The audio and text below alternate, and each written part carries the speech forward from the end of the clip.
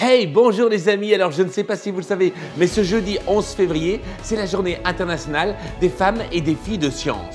Une journée dont le but est de susciter chez les femmes l'envie de s'intéresser aux sciences. Mouais. Non pas que je trouve l'idée inintéressante, mais ça pourrait laisser sous-entendre que les femmes ont besoin de motivation pour s'intéresser aux sciences. Mais quelle outrecuidance de notre part, la gente masculine!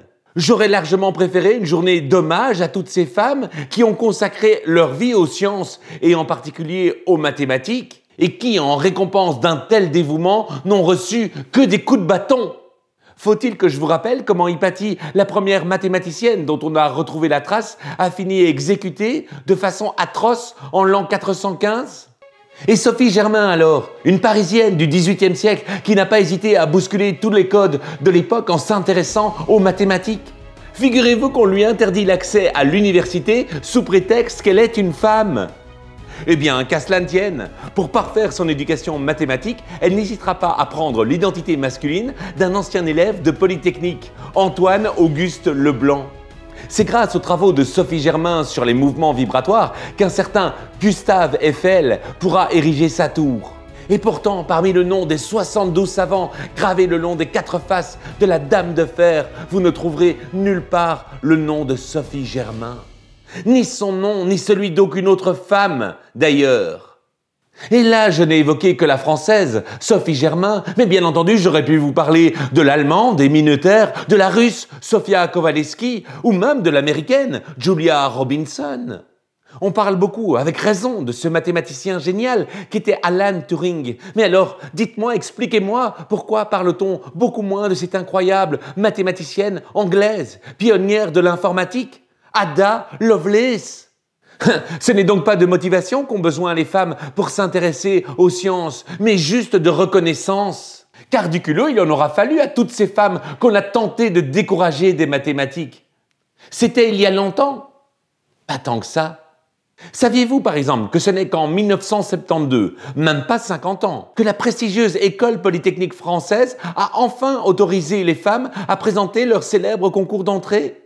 Et croyez-moi, je ne galvaude pas le mot « enfin », car la prestigieuse école d'ingénieurs a quand même ouvert ses portes en septembre 1794. Et à votre avis, que s'est-il passé quand les femmes ont enfin pu présenter ce concours? Elles l'ont gagné, pardi, parfaitement, n'en déplaise à tous ces messieurs. Mademoiselle Chopinet-Anne. Cette année-là, 7 filles sur 300 élèves poussent pour la première fois les portes de la prestigieuse école polytechnique fondée en 1794. Oui, c'est la rentrée pour une jeune fille de 18 ans, une jeune fille qui travaille mieux que les garçons. Le major de la promotion 1972 est une major. Ça, c'est une entrée fracassante. Je dis respect, les filles. Et pourtant, vous connaissez le nom d'Anne Chopinet ? Ah, il lui en a fallu du courage pour affronter le regard de tous ces militaires qui se voyaient ravir la vedette par une femme. Mais oui, n'oubliez pas que l'école polytechnique est une école militaire. Et un des privilèges du major de promotion est de défiler le 14 juillet en tenant fièrement l'étendard de la prestigieuse école. Oh, bien sûr, on a tout fait pour en dissuader Anne Chopinet. Anne Chopinet n'a rien oublié, surtout pas le 14 juillet 1973, où elle défile devant le président Georges Pompidou.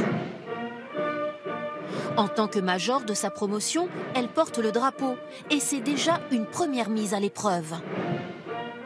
La hiérarchie militaire craignait que je ne laisse tomber le drapeau, donc il a fallu que je m'entraîne spécialement sur l'aérodrome de Villacoublay toute seule, à tenir le drapeau, à défiler avec, à saluer le président de la République avec le drapeau.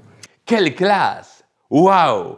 Évidemment, à l'époque, cette histoire fait le tour de la presse nationale et Anne Chopinet a même droit à la couverture de Paris Match. C'est vous dire combien, à l'époque, il y a moins de 50 ans, je vous le rappelle, on trouvait inconcevable qu'une femme puisse être meilleure qu'un homme en mathématiques.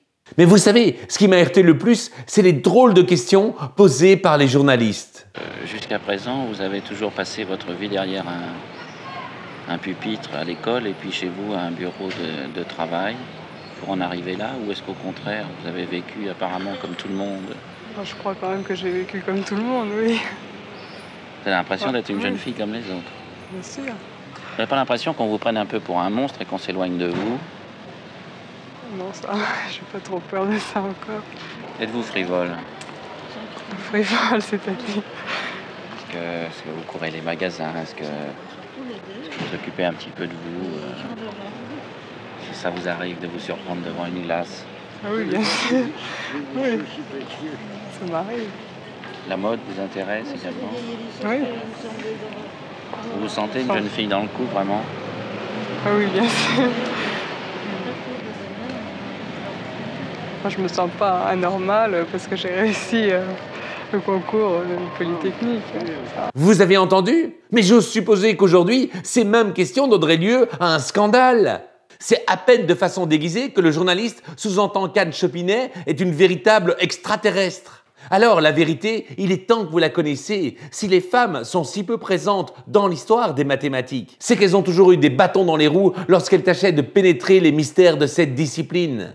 Le génial Carl Friedrich Gauss, surnommé le prince des mathématiques, le déclare d'ailleurs fort bien dans une précieuse lettre datée du 30 avril 1807.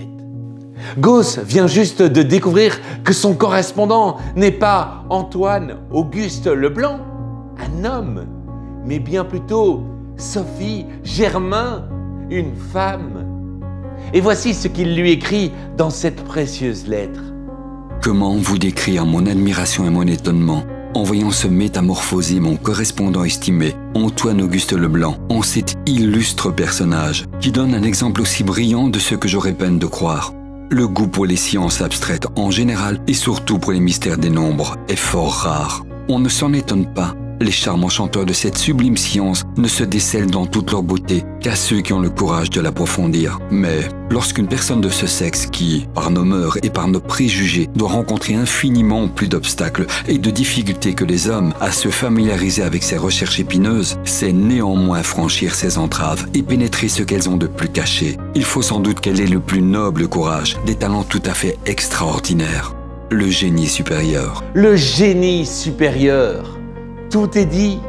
Et pourtant, sur son certificat de décès même, Sophie Germain sera présentée comme rentière. Cela devait sûrement sembler bien plus honorable à l'époque que mathématicienne. C'était pourtant il y a moins de 200 ans. Et vous vous étonnez encore des rumeurs subsistantes qui prétendent que les filles seraient moins douées que les garçons en mathématiques? Comme le disait si bien Ada Yonath, prix Nobel de chimie en 2009, pourquoi se priver de l'intelligence de la moitié de l'humanité? Heureusement, les choses sont bel et bien en train de changer depuis ces derniers temps. Il y a d'ailleurs une youtubeuse très célèbre, Viviane Lalande, qui n'hésite pas à partager sa passion des sciences sur sa chaîne Syllabus. Si vous ne la connaissez pas encore, je vous conseille vivement de découvrir cette chaîne incroyable.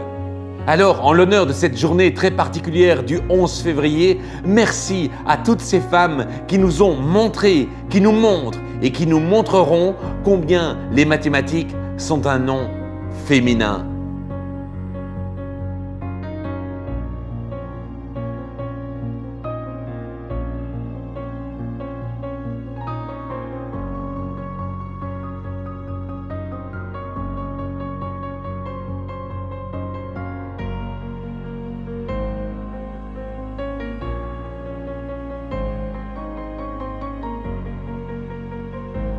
À très vite pour de nouvelles aventures. Des bises!